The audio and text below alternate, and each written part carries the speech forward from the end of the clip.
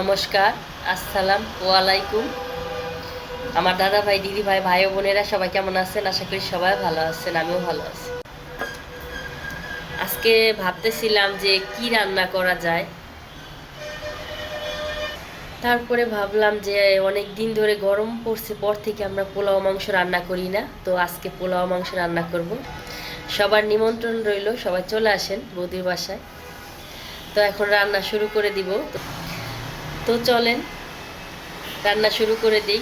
Roaster pulao গরম পড়ছে পর থেকে আমরা রোস্টার পোলাও খাই না, শুধু খাই ঝোল শাক, কচুরলতি দিয়ে চিংড়ি মাছ, পাতলা মুসুরির ডাল, এইগুলোই খাওয়া পড়ে। আজকে অনেক দিন ধরে এগুলোই গরম পড়ছে পর থেকে সব পাতলা খাবার।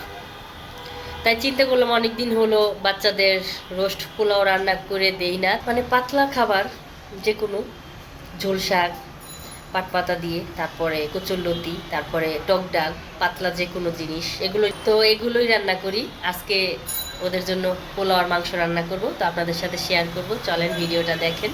আর বৌদির রান্না ভালো লাগলে এইভাবে রান্না করে খাবেন সবাই। তো চলেন।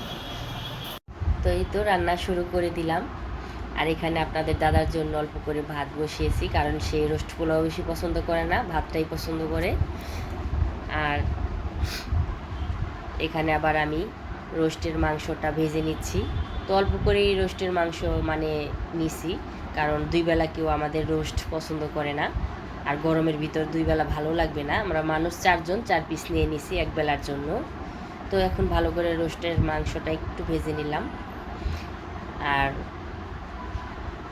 মশলাটা এখন কষিয়ে নিব। এখানে পেঁয়াজ, আদা রসুন বাটা, জিরা বাটা, কাঁচা জিরা বাটা, আর হচ্ছে সস, টক দই, গরুর দুধ, এগুলা দিয়ে একটু মশলাটা কষিয়ে এখন এই যে ভেজে রাখা রোস্টের মাংসগুলো দিয়ে আর একটু কষিয়ে তারপর এখন দিয়ে দিব গরম জল। তো গরম জলটা দিলে কি হয়, যে কোনো মাংসটা ভালো হয়। আর এখন আমি 10 মিনিটের মতো অল্প অল্প জাল দিয়ে এটা রান্না করব, ঢেকে দিব না, ঢেকে দিলে বেশি নরম হয়ে যাবে। তো এখন আমার এই তো ঝোলটা শুকিয়ে গেছে, আমি একটু আস্তা কাঁচামরিচ দিয়ে দিলাম। তো দেখেন শুকিয়ে গেছে, এটা আমি ঝোল রাখবো না, আর একটু শুকাবো। আর এখানে পাতলা মুসুরির ডাল রান্না করে নিলাম ভাত খাওয়ার জন্য। আর এই তো আমার রোস্টের মাংস হয়ে গেছে রান্না। তো সবাই বৌদিকে কিন্তু কমেন্ট করে জানাবেন যে বৌদির রোস্ট রান্নাটা কেমন হয়েছে।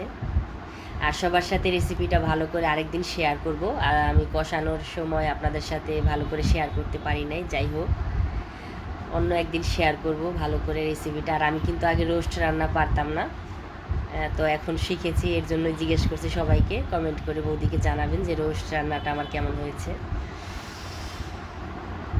আর কিছু পোলাও রান্না করেছি, তো এখন ছেলেকে খেতে দিব। তো বললাম না যে আমার ছেলে মেয়ের খুবই প্রিয়।